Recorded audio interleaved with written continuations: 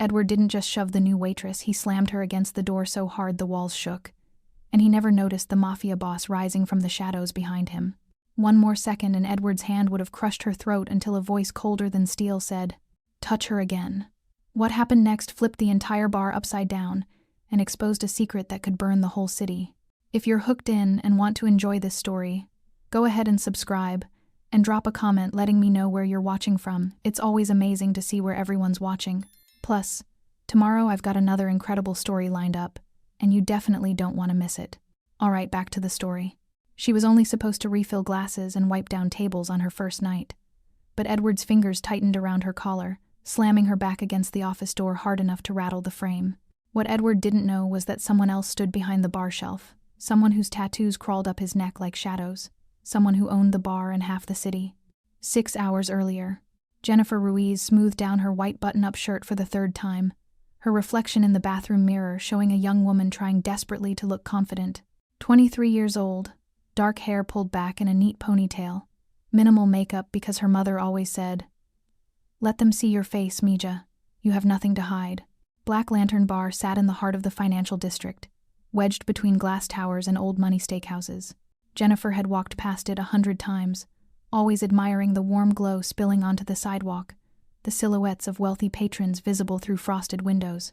She never imagined she'd work here, but rent was due in 6 days, and the interview had been surprisingly easy. Edward Crane, the manager, had hired her on the spot. "You've got an honest face," he'd said, smiling. "That's what we need here." Now, standing at the employee entrance at 5 p.m. sharp, Jennifer wondered if honest faces were really what places like this wanted. The interior took her breath away. Polished mahogany walls absorbed the amber glow of Edison bulbs. Leather booths lined one wall, each table set with crystal glasses that caught the light like trapped stars. Behind the bar, rows of whiskey bottles stood like soldiers' labels she'd only heard about in movies. Pappy Van Winkle. Macallan 25. Bottles that cost more than her monthly salary. "Jennifer!" Edward appeared from the back office, his suit perfectly pressed, his smile wide. "Ready for your first shift?" "Yes, sir." Her voice came out steadier than she felt. "Good. Friday nights are our busiest. Keep the drinks flowing, smile, and don't overthink anything." He handed her a small notepad. "Table assignments are simple. You've got sections 2 and 3 tonight, high rollers, so the tips will be worth it." The next 3 hours blurred together. Jennifer learned to glide between tables without appearing rushed, to read body language for when patrons needed refills, to remember names after hearing them once. Mr. Castellano in booth 7 was celebrating a business deal. The couple at table 9 was on their anniversary. The group of lawyers at table 12 was debating a case in hushed, urgent tones. She was good at this, the observation, the anticipation, the quiet service that made people feel cared for without being intrusive. Her mother had cleaned houses for 20 years, and she'd taught Jennifer that watching people, truly watching them, was a skill that kept you valuable. By 8:30 p.m., Jennifer's feet ached, but she felt something close to pride. She hadn't dropped anything, hadn't forgotten an order, hadn't. "Jennifer." Edward's voice cut through her thoughts. He stood at the server station, holding a receipt. "Process this, table 7. She took the slip, glancing at the details. Mr. Castellano's tab. 1 appetizer, 1 entree, 1 bourbon. Her eyes caught on the last line. Pappy Van Winkle, 23 year, $220. Jennifer's stomach dropped. She'd served Mr. Castellano his bourbon herself an hour ago. He'd ordered Woodford Reserve she'd double-checked because she was nervous about mixing up the premium labels. Woodford was $70. Pappy Van Winkle was. She glanced at the price list behind the bar. $220. That was a $150 difference. Her hands trembled slightly as she looked up at Edward. He was watching her, his expression pleasant but his eyes sharp. "Something wrong?" he asked. Jennifer's mouth went dry. "The bourbon." Mr. Castellano ordered Woodford Reserve. "This says Pappy." Edward's smile didn't falter. "I upgraded him. Customer service." "But," Jennifer's voice was barely above a whisper, "he didn't ask for an upgrade. And you're charging him." The air between them changed. Around them, Black Lantern hummed with Friday evening energy, the clink of glasses, soft jazz from hidden speakers, the murmur of expensive conversations. But in the 3 feet separating Jennifer from Edward, something cold settled in. "You questioning my management?" Edward's tone remained pleasant, but his eyes had gone flat. She should have backed down, should have nodded and processed the payment. But Mr. Castellano had thanked her so kindly for the water refill, had smiled at her like she was a person and not just staff. The thought of stealing from him made her feel sick. "I'm questioning the bill," Jennifer said, her heart hammering against her ribs. "That's theft, sir." Edward's face flushed deep red. The word hung between them like a lit fuse. "Say that again," he said softly. Before Jennifer could respond, Edward's hand shot out and grabbed her collar, his knuckles white with sudden rage. Jennifer gasped as he yanked her backward, her feet stumbling as he shoved her toward the back office. Her shoulder hit the doorframe first, then her back slammed against the wooden door with enough force to rattle it in its hinges. A tear escaped down her cheek before she could stop it. "You don't call me a thief," Edward hissed, his face inches from hers, his breath hot with anger. What neither of them saw was the figure standing 15 feet away, half hidden behind the shelves of premium whiskey. Lanfranco Morris watched with dark, calculating eyes, and his jaw tightened. Lanfranco Morris had built his empire on reading moments other men missed, the way a rival's eye twitched before a lie, the hesitation before a handshake that signaled betrayal, the split-second decision that separated those who survived from those who disappeared into the East River wearing concrete shoes.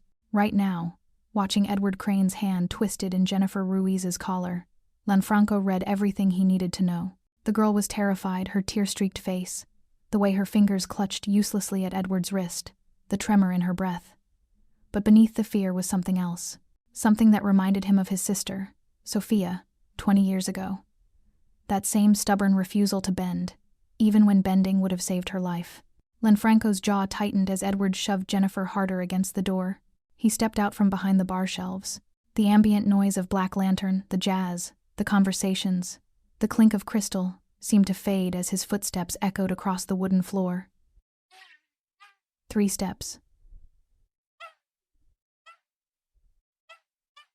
5. His presence carved through the space like a knife through silk. Edward heard the footsteps and froze. He turned, his grip still on Jennifer's collar, his face flushed with rage that drained the moment he saw who was approaching. Every ounce of color left his cheeks. "Mr. Morris," Edward stammered, his hand releasing Jennifer so quickly she nearly stumbled. I didn't know you were. Is there a problem here?" Lanfranco's voice was low, measured, the kind of quiet that made smart men nervous. His dark eyes moved from Edward to Jennifer, taking in the tear on her cheek, the red marks on her throat where Edward's fingers had gripped too tight. Jennifer's breath caught. She'd never seen this man before, would have remembered if she had. He was younger than she expected, maybe early 30s, with black hair swept back and tattoos that emerged from his collar and crawled up his neck like living shadows. A dragon's tail curled behind his ear. His tailored gray suit probably cost more than her entire wardrobe, and he wore it like armor. But it was his eyes that stopped her. Dark, intense, and currently fixed on Edward with an expression that made the temperature drop 10 degrees. "No problem, sir," Edward said quickly, his voice climbing an octave. "Just a misunderstanding with the new hire. She's still learning the systems." "The systems." Lanfranco repeated the words slowly, as if tasting them for poison. His gaze shifted to Jennifer. "What's your name?" "Jennifer Ruiz, sir." Her voice was barely a whisper. "First night?" She nodded, not trusting herself to speak. Lanfranco's attention returned to Edward, and Jennifer watched the manager visibly shrink under that stare. "Edward, my office. Now." It wasn't a request.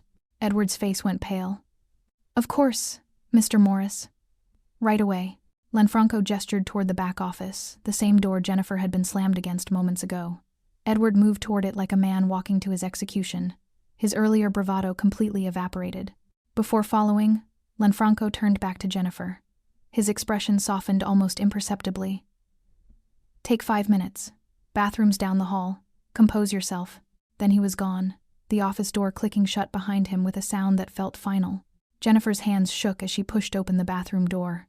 The elegant space, all marble countertops and gold fixtures, felt surreal after what had just happened. She gripped the sink's edge, staring at her reflection. Her collar was wrinkled where Edward had grabbed her. A faint red mark showed on her throat. Her mascara had smudged slightly from the single tear she'd allowed to fall. What have I done? She'd called her manager a thief on her first night, got herself assaulted. And then some intimidating stranger in an expensive suit. Mr. Morris had appeared like something out of a crime movie. She didn't even know who he was. Owner? Corporate? Someone important enough to make Edward Crane look like he'd seen a ghost. Jennifer ran cold water over her wrists, trying to slow her racing heart. Her mother's voice echoed in her mind. Stand up for what's right, Mija, even when it costs you. Well, it had definitely cost her. This job was over before it started. She fixed her collar, wiped away the smudged mascara, and took a deep breath. Whatever was happening in that office, she'd face the consequences. At least she could tell her mother she hadn't compromised. When Jennifer returned to the floor 8 minutes later, Edward was already back at the server station. But he was different. His face was pale, almost gray.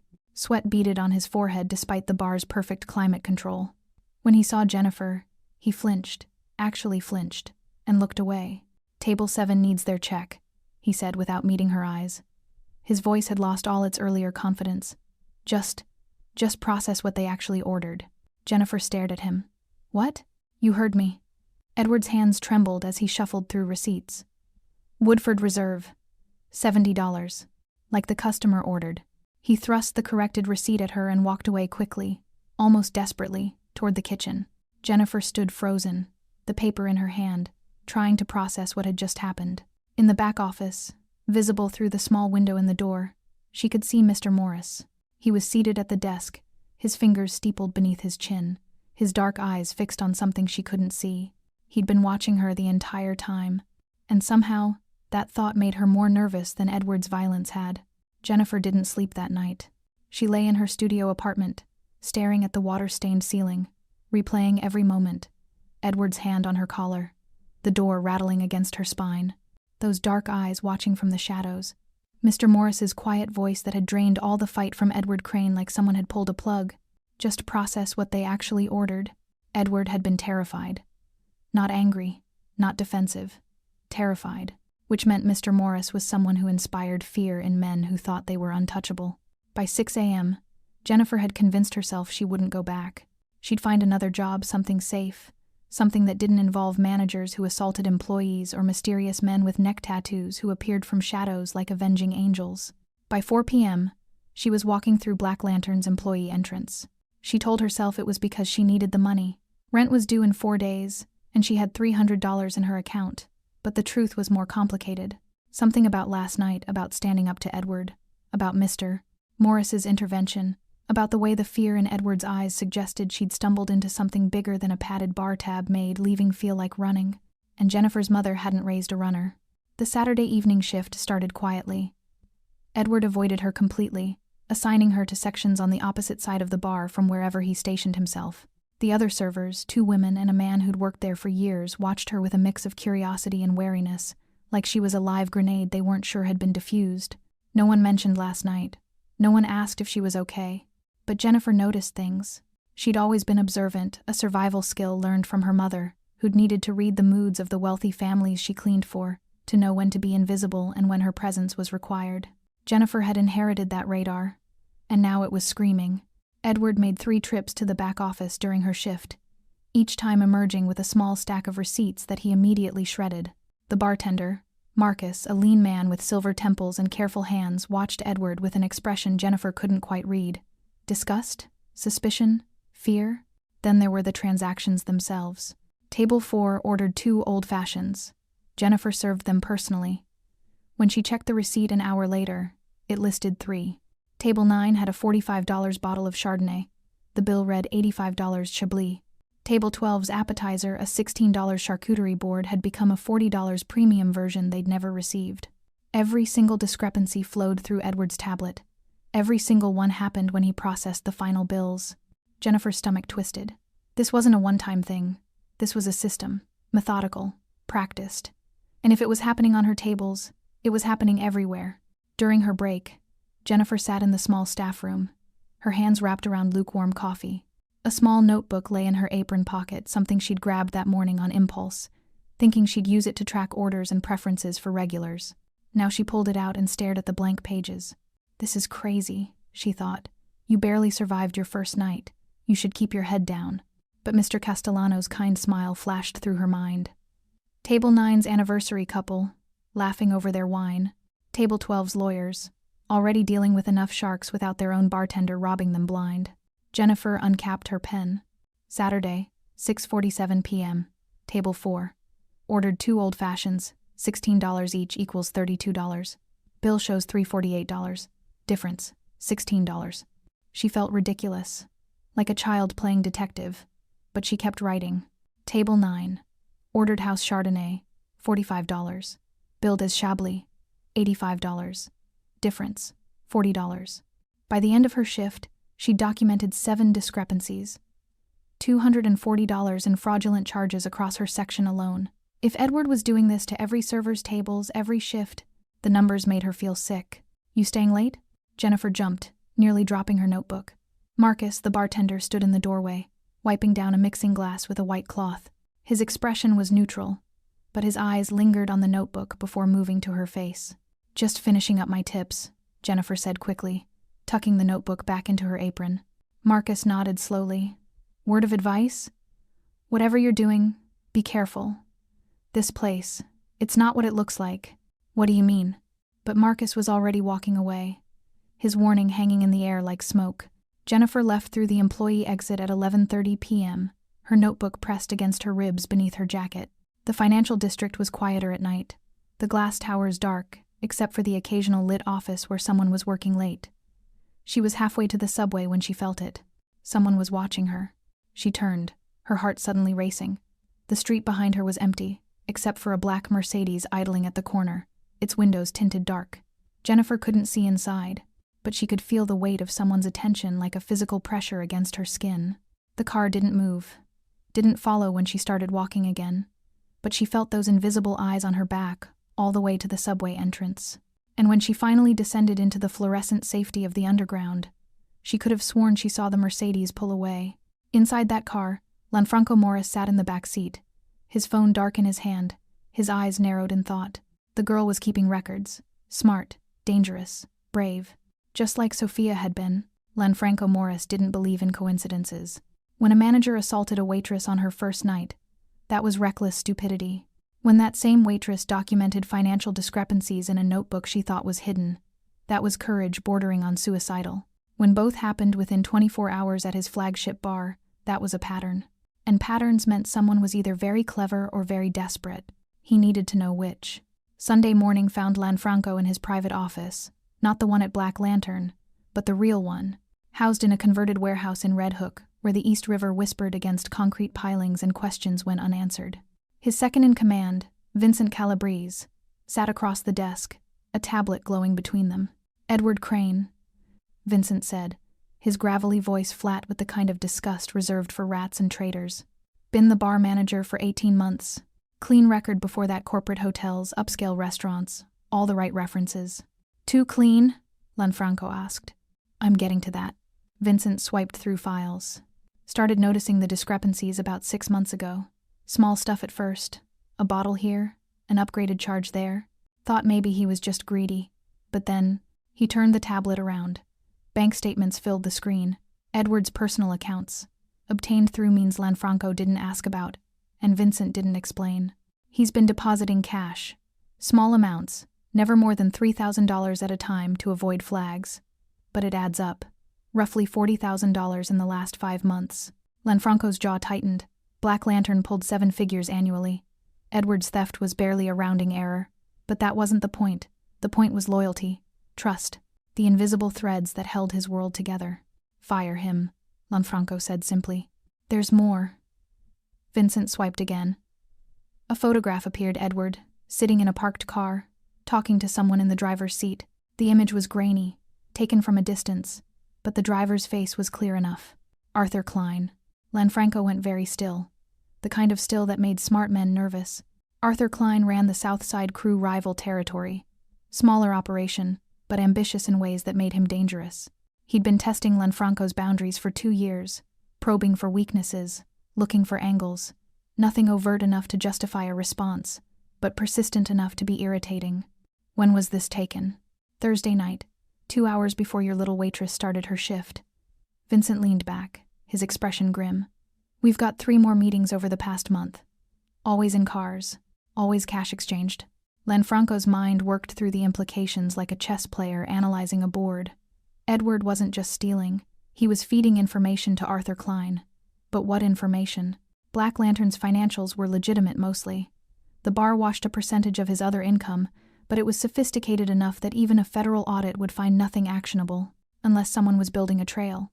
"What's Edward giving him?" Lanfranco asked quietly. Vincent pulled up another document. Falsified receipts, altered ledgers, transaction records that don't match the actual sales. He met Lanfranco's eyes.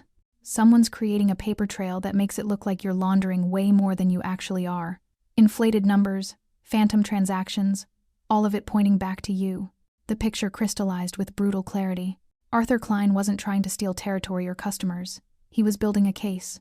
Frame Lanfranco for massive money laundering, feed the evidence to the right federal prosecutor, and watch the empire collapse from the inside. While Lanfranco fought legal battles and federal charges, Klein would sweep in and absorb everything. It was clever, almost elegant. How far along is he? Unknown. But if they've been doing this for 5 months, Vincent trailed off, the implication clear.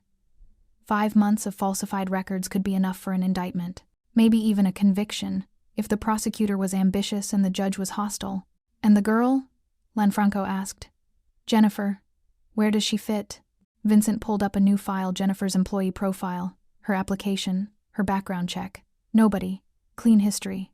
Works 2 jobs to make rent. Mother's a house cleaner in Queens. No criminal record.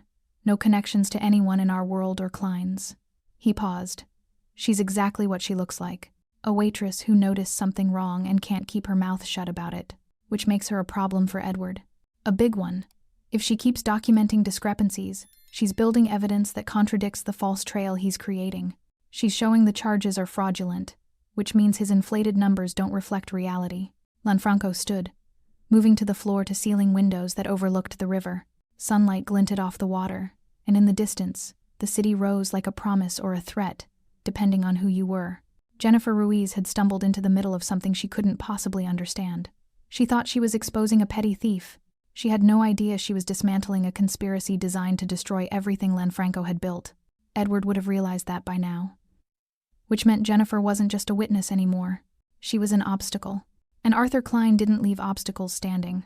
"Put a detail on her," Lanfranco said, his voice cold and final. 24 hours. She doesn't know they're there, and they don't interfere unless someone makes a move. "And Edward?" Lanfranco turned from the window, his expression carved from stone. "Let him think he's winning. I want to know everyone involved before we move. Arthur Klein doesn't do anything without backup. There are more players in this." Vincent nodded and stood to leave, but paused at the door. "The girl. She's got courage. Stupid courage, but still." "I know," Lanfranco said quietly. "The kind of courage that got people killed." Jennifer's third shift started with a text message she almost missed. "Unknown number. Stay aware tonight. Trust your instincts." She stared at the screen, her coffee halfway to her lips, her stomach immediately nodding.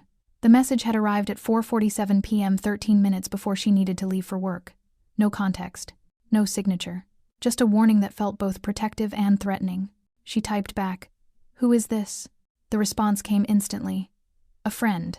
Jennifer deleted the thread and tried to convince herself it was a wrong number, but her hands shook as she buttoned her white shirt, and the notebook in her apron pocket felt heavier than it had any right to. Black Lantern was unusually quiet for a Monday evening. Only half the tables were occupied, and the typical buzz of weekend energy had settled into something more subdued. Jennifer moved through her section mechanically, her radar that survival instinct her mother had taught her screaming that something was off. Edward watched her constantly, not with his usual dismissive arrogance, but with something that looked like calculation, like he was working through a problem, and she was one of the variables. At 7:15 p.m., during the lull between early diners and late arrivals, Edward appeared at her station. "Jennifer, storage room. Need you to help me inventory the wine." It wasn't a request. Jennifer's pulse spiked. The storage room was in the basement, concrete walls, a single exit, no cameras. She'd been down there once during training, and the isolation had made her uncomfortable even with 3 other people present. "I'm about to take table 6's order," she said, keeping her voice steady. "Marcus can cover it." Edward's smile didn't reach his eyes. "This won't take long." Every instinct Jennifer possessed was screaming at her to refuse. But refusing meant making a scene, and making a scene meant losing this job she desperately needed. She thought of the text message. Trust your instincts. But which instinct? The one that said run? Or the one that said she couldn't afford to? Of course, she heard herself say. The basement stairs descended into cool darkness that smelled of oak barrels and old stone. Edward flicked on the lights, and fluorescent tubes buzzed to life, casting harsh shadows across rows of wine racks and stacked liquor boxes. The single door at the top of the stairs clicked shut behind them. They were alone. "So," Edward said, his pleasant tone evaporating like morning fog. "You've been busy." Jennifer's mouth went dry. "I don't understand." "Don't play stupid. It's insulting." Edward moved between her and the stairs, his positioning deliberate. "You've been writing things down, watching me, documenting transactions." Her heart slammed against her ribs. How did he know? She'd been careful. The notebook never left her apron, and she only wrote during breaks, in the bathroom, away from cameras and eyes. "I don't know what you're talking about," Jennifer said, but her voice wavered. Edward's expression hardened. "Show me your apron." "No, that wasn't a request." He stepped closer, and Jennifer instinctively backed up until her shoulders hit the wine rack. Bottles rattled. "You think you're clever? You think you can come in here and destroy what I've built?" "You're stealing from customers," Jennifer said, her fear crystallizing into anger. "That's not building anything. That's survival." Edward's voice cracked like a whip. "You think this city hands out opportunities? You think people like us, people who weren't born into penthouses, get to play by their rules?" He was close enough now that she could smell his cologne, see the vein pulsing in his temple. "I take what's owed to me. What I've earned. By lying? By being smart, something you're clearly not." His hand shot out and grabbed her wrist, his grip bruising. "Give me the notebook." "Let go of me." Jennifer tried to pull away, but Edward's fingers tightened. "Give me the notebook, or I swear to God." "Or what?" The voice came from the top of the stairs. Edward's head snapped up. Jennifer's breath caught. Lanfranco Morris stood in the doorway, backlit by the bar's ambient light, his silhouette dark and absolute. He descended 3 steps, each footfall deliberate, and the temperature in the basement seemed to drop with each one. "Mr. Morris." Edward released Jennifer's wrist so quickly she stumbled. "You were just what?" "No." Lanfranco's voice was soft, controlled, and more terrifying than if he'd been shouting. "Explaining inventory? Is that why you have your hands on my employee?" "She's been documenting," Edward started, then seemed to realize what he was about to admit. Lanfranco reached the basement floor. He didn't look at Edward. His dark eyes were fixed on Jennifer, taking in her pale face, the red mark on her wrist where Edward had grabbed her, the way she was pressed against the wine rack like a trapped animal. "Are you hurt?" he asked her. Jennifer shook her head, not trusting her voice. Lanfranco's jaw tightened. Then, finally, he turned to Edward. The look in his eyes made Jennifer's blood run cold, and she wasn't even the target. "My office," Lanfranco said quietly. "Now." "Sir, I can explain." "Now." Edward flinched and moved toward the stairs, but Lanfranco caught his shoulder. His grip looked casual, almost gentle, but Edward went white. "If you ever touch her again," Lanfranco said, his voice barely above a whisper, "they'll find pieces of you in 3 different rivers. Do you understand me?" Edward nodded frantically. Lanfranco released him, and Edward practically ran up the stairs. Silence filled the basement. Jennifer's legs felt weak. She was dimly aware that she was shaking. Lanfranco turned back to her, and his expression softened almost imperceptibly. "Come upstairs," he said gently. "We need to talk." Jennifer had been in Lanfranco's office once before, pressed against its door with Edward's hand on her collar, fear choking the air from her lungs. Walking through it voluntarily felt surreal, like stepping into a memory that hadn't finished happening yet. The space was smaller than she'd imagined, almost intimate. Dark wood paneling absorbed the light from a single desk lamp. Behind the desk, a window overlooked the bar floor through one-way glass, a silent audience to everything that happened below. Leather chairs faced the desk. A bottle of whiskey sat on a side table, unopened, expensive. "Sit," Lanfranco said, gesturing to one of the chairs. Jennifer sat, her hands folded in her lap to hide their trembling. Her wrist still throbbed where Edward had grabbed her. She could feel the notebook in her apron pocket like it was burning through the fabric. Lanfranco didn't sit immediately. He moved to the window, his back to her, his hands in his pockets. For a long moment, he just watched the bar below Marcus mixing drinks, the handful of customers scattered across tables, the empty space where Jennifer should have been working. "How old are you, Jennifer?" he asked without turning. 23. "You live alone?" Yes, sir. Family? My mother. In Queens. Jennifer's voice was steady but barely. Sir, am I fired? Lanfranco turned then, and something in his expression caught her off guard. It wasn't anger. It wasn't even disappointment. It was something older, sadder, like he was looking at her and seeing someone else entirely. No, he said simply. You're not fired. He moved to the desk and sat, his dark eyes finding hers across the polished wood. But I need to ask you something, and I need you to be honest with me. Can you do that? Jennifer nodded. The notebook in your apron. What's in it? Her breath caught. She'd been so careful. How did everyone suddenly know about it? Lanfranco must have read the question on her face. I've been watching you, Jennifer. Not just tonight. Since your first shift, since Edward put his hands on you the first time. He leaned forward slightly. You're observant, meticulous. Every time you see something that doesn't add up, you write it down, don't you? There was no point in lying. Jennifer reached into her apron with shaking hands and pulled out the small notebook. She placed it on the desk between them like an offering. Or a confession.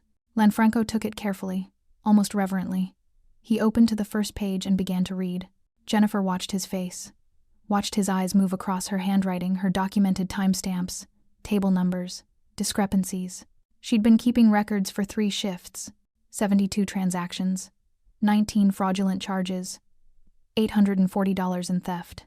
When Lanfranco finally looked up, his expression was unreadable. Do you understand what you have here? He asked quietly. Evidence that Edward is stealing from customers. Yes. But do you understand what this means? Jennifer shook her head, confusion and fear warring in her chest. Lanfranco stood and moved to the window again, the notebook still in his hand. Edward Crane has been working for me for 18 months. In that time, he's been systematically falsifying records, inflating charges, and creating a paper trail designed to make it look like I'm laundering significantly more money through this bar than I actually am. The words hung in the air. Jennifer's mind struggled to process them. He's working with a rival organization. Lanfranco continued, his voice measured, controlled. Their goal is to build enough false evidence to trigger a federal investigation. They want me arrested, convicted, my assets seized. While I'm fighting legal battles, they move in and take everything I've built. Jennifer's mouth went dry. I don't understand. Why are you telling me this? Lanfranco turned, and for the first time, she saw something vulnerable in his eyes. Something human beneath the tattoos and the expensive suit and the quiet menace. Because your notebook proves his numbers are lies, he said. You've been documenting the real transactions. What customers actually ordered versus what Edward charged them. Your records show that his inflated trail is fraudulent. Understanding crashed over Jennifer like cold water. I'm evidence. Against his evidence. Yes, Lanfranco moved back to the desk and sat, placing the notebook between them again. Which makes you the last obstacle to their plan. And obstacles, in this world, don't tend to live very long. Fear spiked through Jennifer's chest, sharp and immediate. Are you saying someone wants to hurt you? Yes. Silence you? Absolutely. Lanfranco's voice was gentle but unflinching. Edward realized what you were doing. That's why he cornered you tonight. He was going to destroy your evidence and make sure you couldn't testify to what you'd seen. Jennifer's hands clenched in her lap. Then I'll quit. I'll leave. I won't say anything to anyone, I promise. They won't believe that. Then what am I supposed to do? Her voice cracked, and she hated how young she sounded. How scared.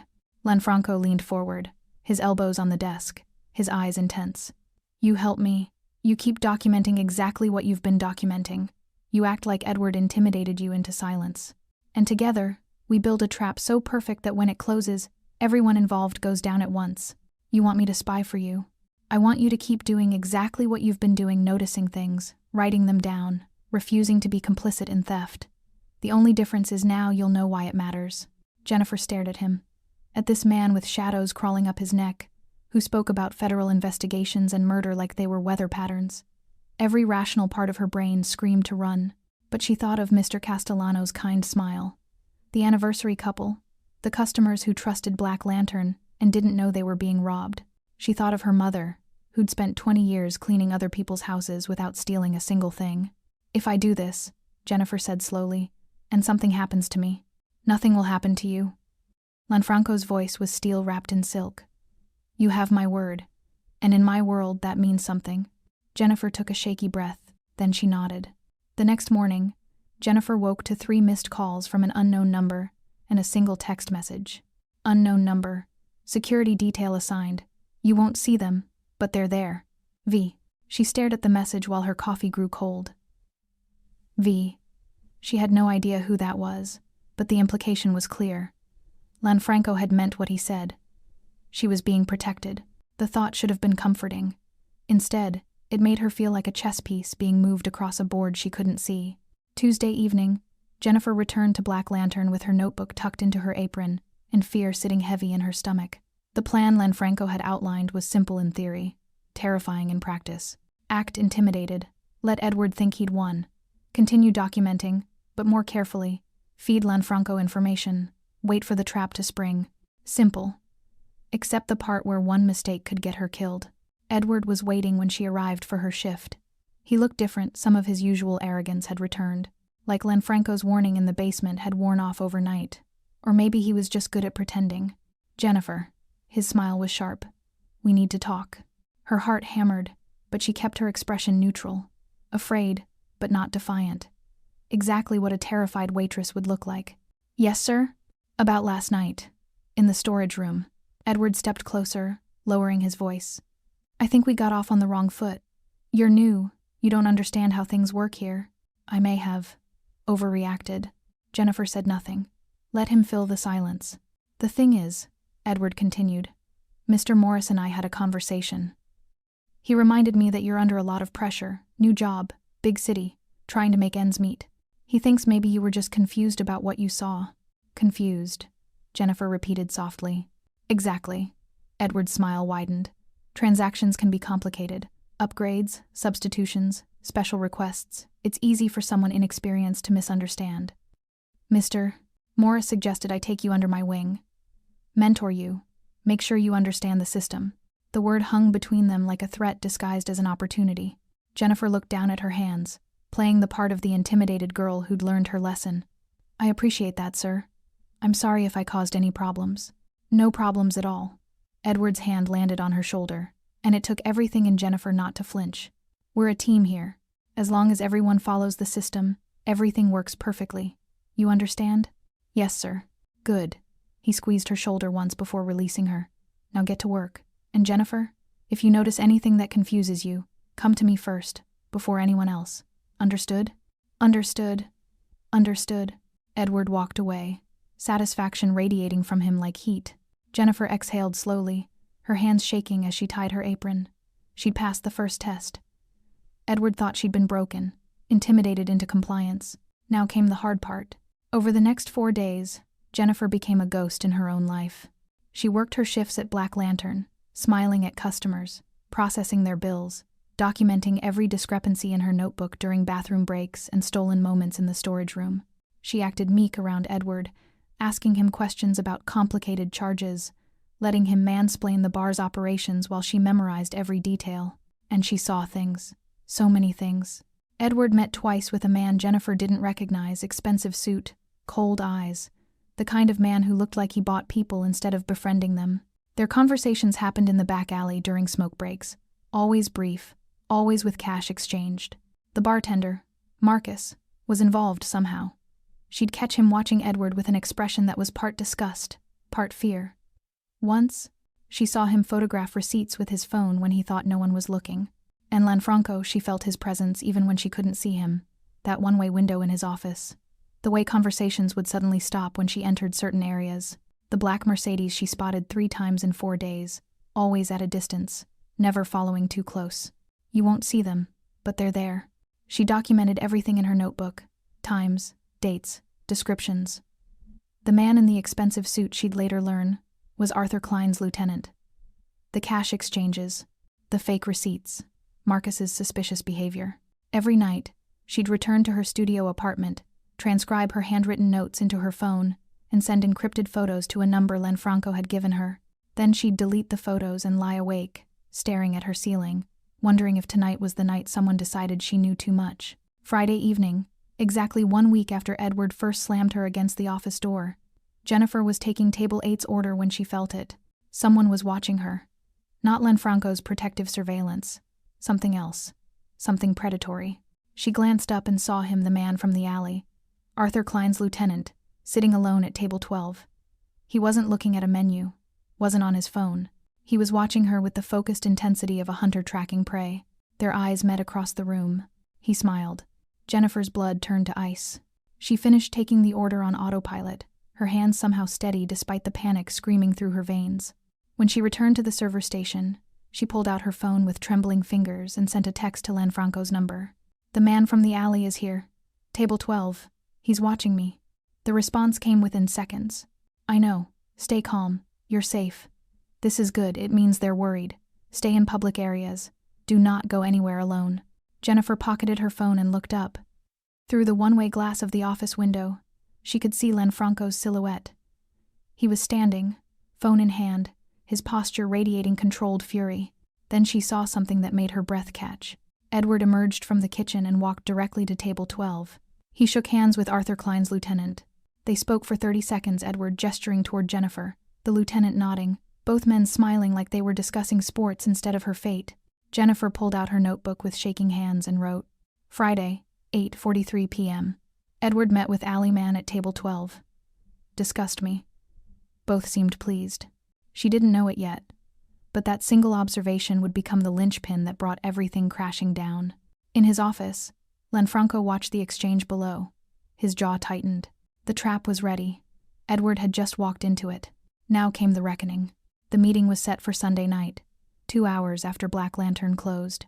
Jennifer learned about it the way she'd learned everything over the past week, by being invisible, observant, and willing to stand in the back hallway outside the manager's office while Edward talked on his phone, thinking no one could hear him.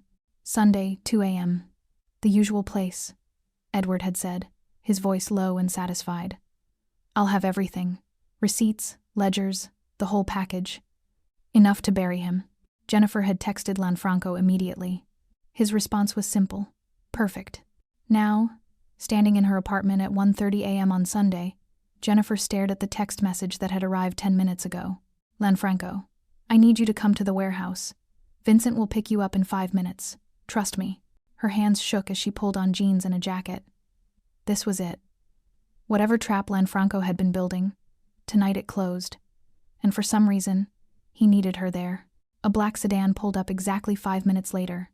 The driver, a hard-faced man with silver temples who introduced himself as Vincent, said nothing during the 20-minute drive to Red Hook. Jennifer watched the city slide past her window, streetlights painting everything in amber and shadow, and tried to control her breathing. "You're safe." Lanfranco promised, "You're safe." The warehouse sat near the river, its brick facade dark, except for a single lit window on the second floor.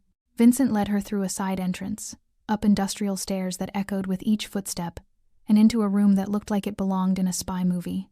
Computer monitors lined one wall, showing multiple camera feeds. A conference table dominated the center, and standing at the window overlooking the river was Lanfranco, his back to her, his silhouette sharp against the glass. "Sir," Vincent said quietly. "She's here." Lanfranco turned. He looked different tonight, no suit jacket, just a black button-down with the sleeves rolled to his forearms, revealing more of the tattoos that wound up his arms like living art. His face was carved from stone, but his eyes softened slightly when they found Jennifer. "Thank you for coming," he said. "Did I have a choice?" Jennifer meant it to sound defiant, but it came out scared. "Always." Lanfranco gestured to the conference table. "Sit. I want you to understand what's about to happen." Jennifer sat. Vincent moved to the monitors. Lanfranco remained standing, his hands braced on the table, his attention fully on her. "In 20 minutes, Lanfranco said, "Edward Crane will meet Arthur Klein and 2 of his associates at a parking garage 3 blocks from here. He thinks he's delivering evidence that will destroy me, falsified ledgers, inflated transaction records, everything they need to trigger a federal investigation." "But the records are fake," Jennifer said. "Exactly, and your notebook proves it." Lanfranco pulled out her familiar spiral-bound notebook. She'd given it to him 3 days ago, and he'd had it copied, analyzed, cross-referenced. "Your documentation shows what customers actually ordered versus what Edward charged them. It's a perfect contrast to his fabricated trail." Jennifer's stomach twisted. "So what happens tonight?" "Tonight, Edward walks into a meeting that's already compromised. Arthur Klein doesn't know that I've been feeding him edited information through Edward for the past week. The evidence Edward is delivering tonight, we altered it. Every document, every ledger entry, every receipt, we changed the metadata, added inconsistencies, planted proof that Edward fabricated everything. "You're framing him," Jennifer whispered. "I'm exposing him," Lanfranco corrected. "Everything we planted is true, it just points to the actual guilty party instead of me." Vincent spoke from the monitors. "They're arriving." Lanfranco moved to the screens. Jennifer followed, her heart pounding. One monitor showed a parking garage, concrete pillars, dim lighting, shadows that seemed to breathe. A silver BMW pulled in first. 3 men emerged, one she recognized as the lieutenant who'd watched her in the bar. Arthur Klein, presumably, was the tall man in the expensive overcoat who moved like violence was a language he spoke fluently. Then Edward's car arrived.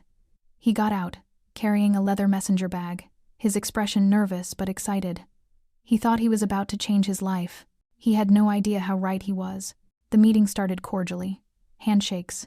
Brief conversation. Jennifer couldn't hear, the surveillance was video only. Edward opened the messenger bag and began pulling out documents, spreading them across the trunk of his car like a presentation. Arthur Klein examined the papers, nodding. His lieutenant took photos with his phone. Everything looked perfect. Professional. Like a business transaction between partners. Then Arthur Klein's expression changed. He held up one of the documents, pointing at something. Edward's smile faltered. Klein pulled out his phone, swiped through something, then showed Edward the screen. Even through the grainy surveillance footage, Jennifer could see Edward's face drain of color. "What's happening?" Jennifer asked. "Arthur just realized the documents are compromised," Lanfranco said, his voice clinical. "The metadata shows they were edited multiple times by Edward's computer, using Edward's login credentials, from Edward's IP address. As far as any forensic analyst can tell, Edward fabricated everything himself." On screen, the conversation was escalating. Arthur Klein was shouting now, his face red with rage. Edward backed away, hands raised, clearly trying to explain. But Klein wasn't listening. The lieutenant pulled a gun. Jennifer gasped, but Lanfranco's hand landed gently on her shoulder. "Watch." Black SUVs screamed into the parking garage from 3 directions, tires squealing. Doors flew open. Men in FBI windbreakers poured out, weapons drawn, voices shouting commands Jennifer couldn't hear but could imagine. "Federal agents, get on the ground. Now." Arthur Klein and his associates were face down on concrete within seconds. Edward tried to run, and made it exactly 6 feet before 2 agents tackled him. Jennifer stared at the monitors, her mind struggling to process what she was witnessing. "You called the FBI?" "I called a federal prosecutor I've worked with before, someone who appreciates good intelligence when it's handed to him." Lanfranco's voice was flat, professional. "I gave them everything.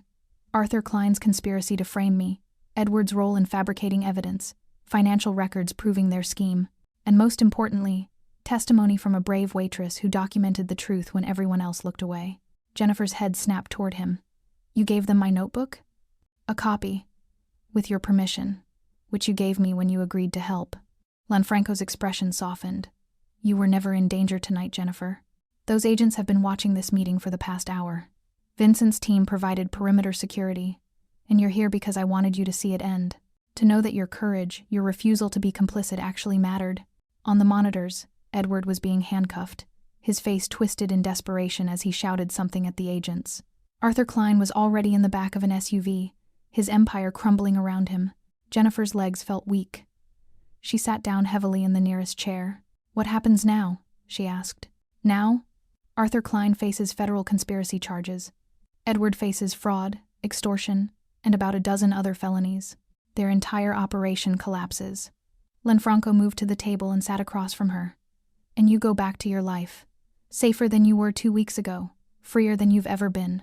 Jennifer looked at him, this man with shadows crawling up his neck, who'd protected her, used her, and somehow saved her all at once. "Why did you help me? Really?" Something ancient and sad moved behind Lanfranco's eyes. "Because 20 years ago, someone like you tried to do the right thing in my world. And I wasn't strong enough to protect her." His voice was barely above a whisper. "Her name was Sophia. She was my sister, and she died because she refused to be silent." Jennifer's breath caught. "I couldn't save her," Lanfranco continued, "but I could save you. And maybe that matters. Maybe that's enough." Silence filled the warehouse. On the monitors, the FBI was loading Edward into a vehicle. The parking garage was a chaos of flashing lights and federal agents. And in the quiet room overlooking the river, Jennifer Ruiz, a 23-year-old waitress who'd refused to steal from a stranger, realized she'd just survived something most people wouldn't have. "Thank you," she whispered. Lanfranco nodded once. Then he stood and walked back to the window, his silhouette dark against the city lights, carrying ghosts Jennifer would never fully understand. 5 days after Edward's arrest, Black Lantern reopened.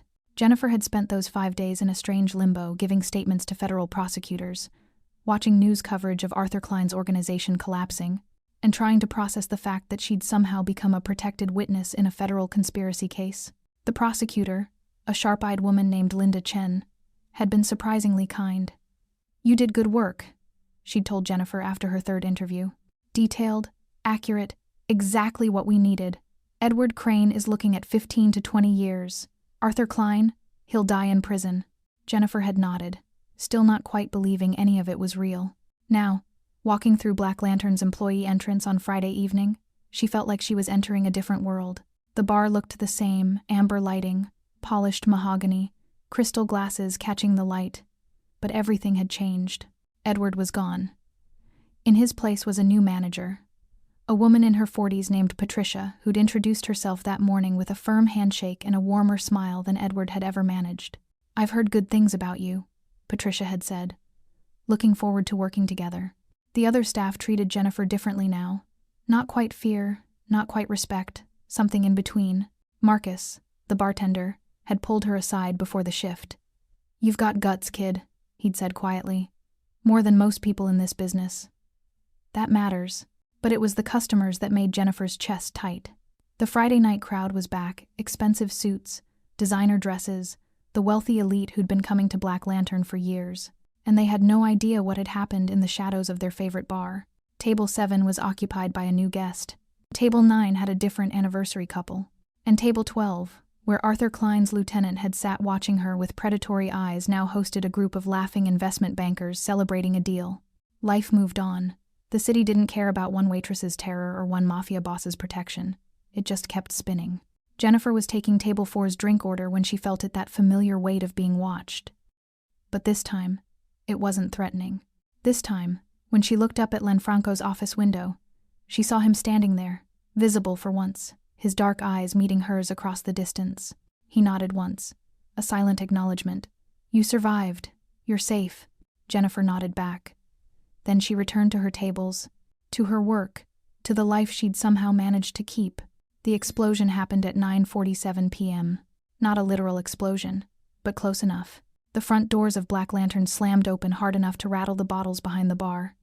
Every conversation died. Every head turned. Edward Crane stood in the entrance.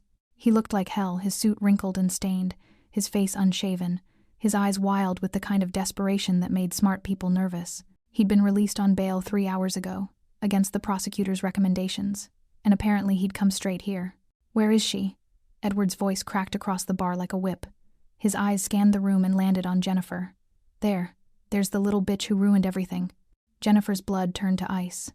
Around her, customers shifted uncomfortably. Patricia moved toward the phone behind the bar, clearly ready to call the police. Marcus positioned himself between Edward and the main floor, his expression hard. But Edward didn't care about any of them. He was staring at Jennifer with the focused intensity of a man who'd lost everything and had decided to take someone down with him. "You think you're clever?" Edward moved forward, and the crowd parted like water. "You think your little notebook makes you special?" "You destroyed my life.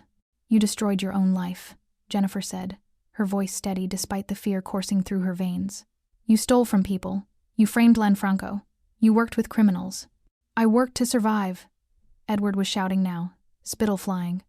"This city eats people like us. I did what I had to do. By hurting others?"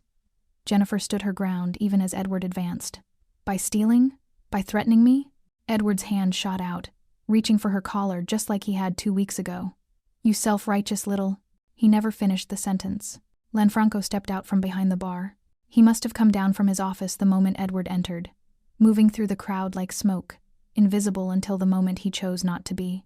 Now he stood between Edward and Jennifer, his presence filling the space like a physical force. "Touch her," Lanfranco said quietly, his voice carrying across the silent bar, "and I'll break every bone in your hand before the police arrive." Edward's hand froze mid-reach. His face went white as he registered who was standing in front of him. "Mr. Morris, You're on bail for federal conspiracy charges," Lanfranco continued, his tone conversational but his eyes like ice. "Assault would violate your release conditions. You'd be back in lockup within an hour. Is that really how you want to spend your Friday night?" Around them, the customers watched with the fascinated horror of people witnessing a car crash. Several had their phones out, recording. This would be all over social media within minutes. Edward's desperation cracked into something uglier. "This is your fault. You set me up. You and that waitress, you destroyed me." "No, Edward."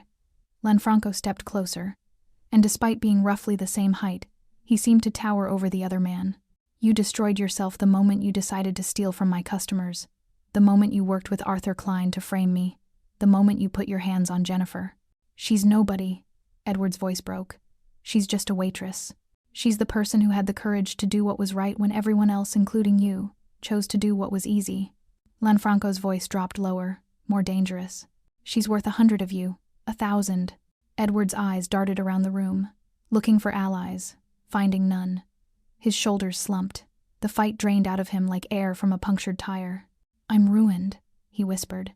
"Yes," Lanfranco said without sympathy. "You are. Now leave before I have you removed."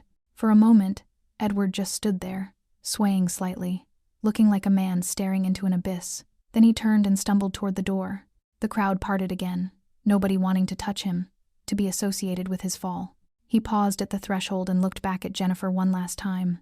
"I hope it was worth it," he said, his voice bitter. Jennifer met his eyes without flinching. "It was." Edward left. The door closed behind him, and slowly, gradually, the normal sounds of Black Lantern returned, conversations resuming, glasses clinking, the gentle hum of wealth and discretion reasserting itself. But Jennifer was shaking. The adrenaline that had kept her upright was draining away, leaving her legs weak and her hands trembling. Lanfranco turned to her, his expression softening. "Are you all right?" Jennifer nodded, not trusting her voice. "Patricia, take over Jennifer's section," Lanfranco said to the manager. Then to Jennifer, "Come with me." He led her through the crowd, past the bar, up the stairs to his office. The same office where this had all started. The same door that had rattled when Edward slammed her against it. Inside, Lanfranco poured 2 glasses of whiskey from the expensive bottle on his desk. He handed one to Jennifer. "I don't usually drink on the job," she said, her voice shaky. "You're not on the job right now. You're recovering from an assault." Lanfranco's tone left no room for argument. Jennifer took the glass and sipped. The whiskey burned going down, but it centered her, brought her back into her body. They stood in silence for a moment, the sounds of the bar muted through the thick door. "He was right about one thing," Jennifer said finally. "I am nobody, just a waitress." "No," Lanfranco's voice was firm. "You're the person who refused to be complicit, who documented the truth when everyone else looked away, who survived something that would have broken most people." He met her eyes. "That's not nobody, Jennifer. That's extraordinary." Tears pricked at Jennifer's eyes, but she blinked them back. "What happens now?" Lanfranco moved to his desk and opened a drawer. He pulled out a small leather folder and handed it to her. Jennifer opened it. Inside was an ID badge with her photo and a title that made her breath catch. Jennifer Ruiz, Head of Internal Oversight, Black Lantern Holdings. "I don't understand," she whispered. "Edward's position needs to be filled. But more than that, I need someone I can trust. Someone who sees what others miss. Someone who won't be intimidated or bought or corrupted." Lanfranco's expression was serious. "I'm offering you a job, Jennifer. Not as a waitress. As the person who makes sure Black Lantern and all my other businesses operate with integrity. I don't have experience. I don't have training. You have something better. You have a moral compass that doesn't bend." Lanfranco gestured to the badge. "The salary is $85,000 a year to start. Full benefits. Your own office. And my protection. For whatever that's worth to you." Jennifer stared at the badge, her mind reeling. 2 weeks ago, she was a struggling waitress living paycheck to paycheck. Now she was being offered a position that would change her entire life. "Why?" she asked. "Why me?" Lanfranco was quiet for a long moment. When he spoke, his voice carried the weight of old ghosts. "Because 20 years ago, I failed someone who deserved better. Someone who tried to do the right thing and paid for it with her life." His jaw tightened. "I can't bring Sophia back, but I can make sure people like you, people who refuse to be silent, have a place in this world. A place where courage is rewarded instead of punished." Jennifer looked at the badge, then at Lanfranco. At this complicated, dangerous, surprisingly honorable man who'd saved her life without her even fully realizing it until now. "I'll need training," she said softly. "You'll have it. And I won't compromise. If I see something wrong, even in your organization, I'll report it. I'm counting on it." Jennifer took a shaky breath. Then she nodded. "Okay. Yes, I accept." Something that might have been a smile touched the corner of Lanfranco's mouth. "Good. Now finish your whiskey and go home. You start Monday." Monday morning arrived with crystalline clarity, the kind of New York autumn day where the sky was impossible blue and the air tasted like possibility. Jennifer stood outside Black Lantern at 8:30 a.m., a full 2 hours before the bar would open for lunch service. She wore professional clothes her mother had helped her pick out over the weekend: black slacks, a cream blouse, a blazer that made her look older than 23. Her new ID badge hung from a lanyard around her neck.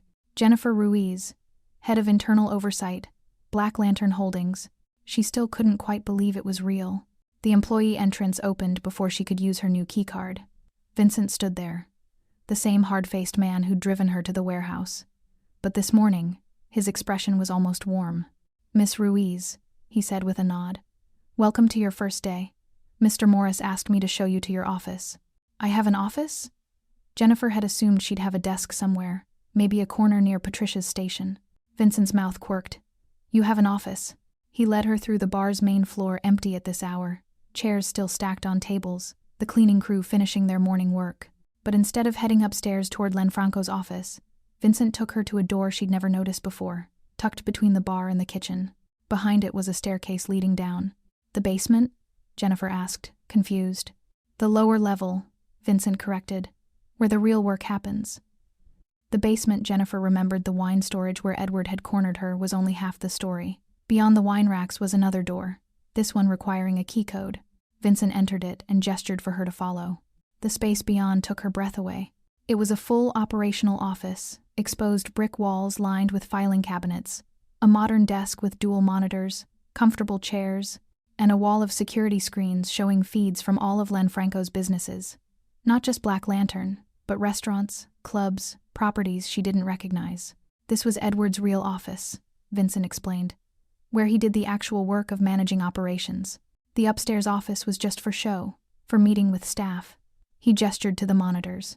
"From here, you can access all financial records, security footage, personnel files, everything you need to do your job." Jennifer moved to the desk, running her fingers over the smooth surface. A new nameplate sat at the edge. "Jennifer Ruiz, head of internal oversight.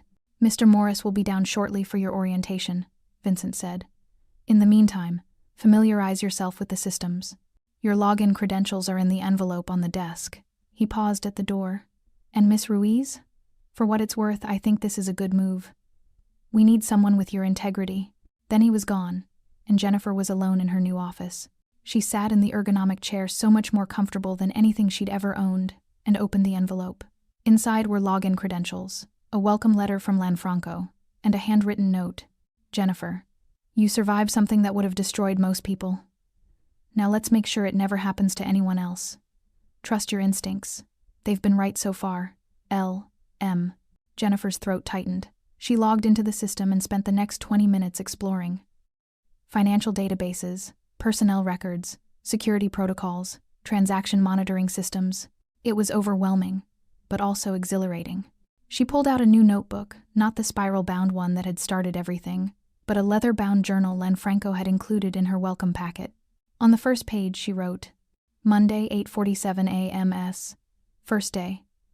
Goal: learn everything, protect everyone, never compromise." A knock on the door made her look up. Lanfranco stood in the doorway, looking impossibly put together in a charcoal suit, his dark eyes assessing her with that same intensity she'd come to recognize. "How's the office?" he asked. "Intimidating," Jennifer admitted, "but incredible." Lanfranco entered and leaned against the desk, his posture casual but his attention focused. "I'm not going to pretend this will be easy. You'll be overseeing operations worth tens of millions of dollars. You'll be investigating discrepancies, interviewing staff, making recommendations that could end careers. People will resent you. Some will try to undermine you." "That doesn't sound encouraging," Jennifer said. "It's not meant to be encouraging. It's meant to be honest." Lanfranco's expression was serious. "But here's what else is true. You have my complete support. When you make a call, it carries my authority. When you find a problem, you report it directly to me, and I will act on it. No exceptions. No special treatment for anyone. Even you? Jennifer asked quietly. Lanfranco's mouth curved into something that might have been respect. Especially me. If you find something in my operations that crosses lines, you report it. That's the job. Jennifer held his gaze. And if I find something, then we fix it, together. Lanfranco straightened. I'm building something here, Jennifer. Not just a bar or a business, but an organization that operates with integrity even in a world that often doesn't reward it. You're going to help me do that. He moved to the security monitors and gestured to the feeds. These are your responsibilities now. Black Lantern, obviously, but also Meridian Club downtown, Crimson Sky Rooftop Bar, and 3 restaurants across Manhattan. All legitimate businesses, all needing oversight. That's a lot, Jennifer breathed. You'll have support staff, assistants, auditors, investigators, but you're in charge. Your word is final. Lanfranco turned back to her. The salary I mentioned, $85,000, that's base. Annual bonuses based on performance. Healthcare, retirement, all of it. You take care of my businesses, I take care of you. Jennifer's mind was spinning. 2 weeks ago, she'd been worried about making rent. Now she was being handed responsibility for an empire. I need to know something, she said suddenly. The things you do, the parts of your business that aren't legitimate. Will I be exposed to that? Lanfranco was quiet for a moment, his expression unreadable. No. Your role is legitimate operations only. The other aspects of my life, the parts that exist in shadows, those stay separate. You'll never be asked to compromise yourself or break laws. That's not what this is. But you'll still be doing those things. Yes. His honesty was brutal. I won't lie to you about who I am or what I do. But I'm offering you a position in the legitimate side of my world. Clean money, clean work, clean conscience. What you choose to do with that offer is up to you. Jennifer thought about her mother, scrubbing other people's floors for 20 years, about the customers at Black Lantern who deserved honest service, about Sophia, the sister Lanfranco had lost because she'd tried to do the right thing in a world that punished it. Okay, she said finally. I'm in. But we do this my way.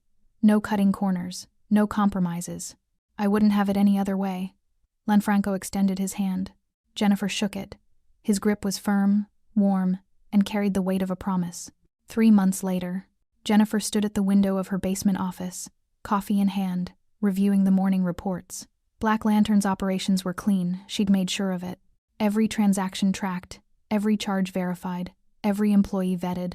She'd fired 3 people in her first month, 1 bartender skimming tips, 1 server using customers' credit card information, 1 kitchen manager accepting kickbacks from suppliers. Each termination had been documented, justified, and backed by evidence she'd gathered personally. The staff feared her a little now. But they also respected her. And more importantly, they behaved. Upstairs, Black Lantern was preparing for lunch service. Patricia managed the floor with competent efficiency. Marcus mixed drinks with the same careful hands. The customers would arrive soon, expecting the same excellence they'd always received. And now, they'd actually get it. Jennifer's phone buzzed. A text from her mother. Mommy, Mija, I'm so proud of you. You're changing the world, one honest bill at a time. Ti amo. Jennifer smiled, her eyes stinging slightly. She typed back, Love you too, Mommy. See you for dinner Sunday. Another knock on her door. Vincent entered with a tablet. Miss Ruiz, we've got a discrepancy at Crimson Sky. Inventory doesn't match purchases. Looks like someone's diverting premium liquor. Jennifer set down her coffee and took the tablet, her mind already analyzing. Show me the records. I want receipts, security footage, and interviews with everyone who had access. Already pulled them, Vincent said with approval. This was her life now, protecting people who didn't even know they needed protection. Holding the line between honest business and the shortcuts that destroyed integrity. Being the person who refused to look away. Lanfranco had given her more than a job. He'd given her purpose. And Jennifer Ruiz, the shy waitress who'd refused to steal from a customer, who'd stood up to her manager despite the cost, who'd survived something that should have broken her, had become something new. Someone untouchable, someone respected, someone who mattered. The girl who'd cried against the office door was gone. In her place stood a woman who would never let anyone else suffer the way she had. And that, Jennifer thought as she reviewed the Crimson Sky discrepancies, was worth every moment of fear she'd endured.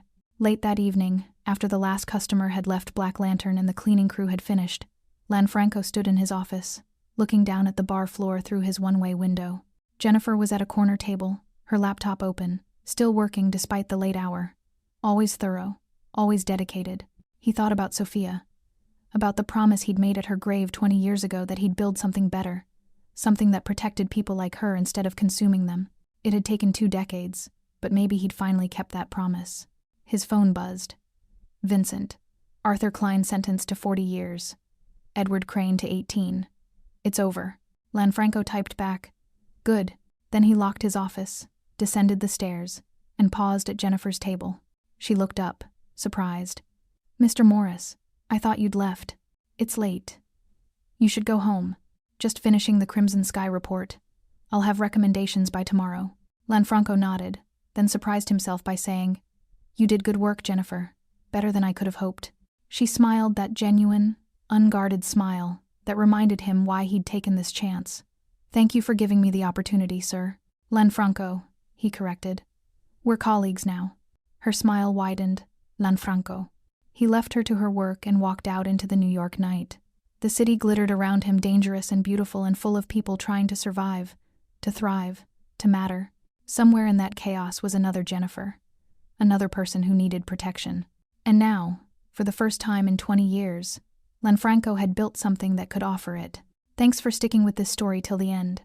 If you enjoyed it, you're going to love the next one. It's packed with unexpected turns and heartfelt moments. Click the image on your screen to keep the journey going, and make sure to hit subscribe for more amazing stories. Drop a comment and rate this story from 1 to 10. I can't wait to see what you think.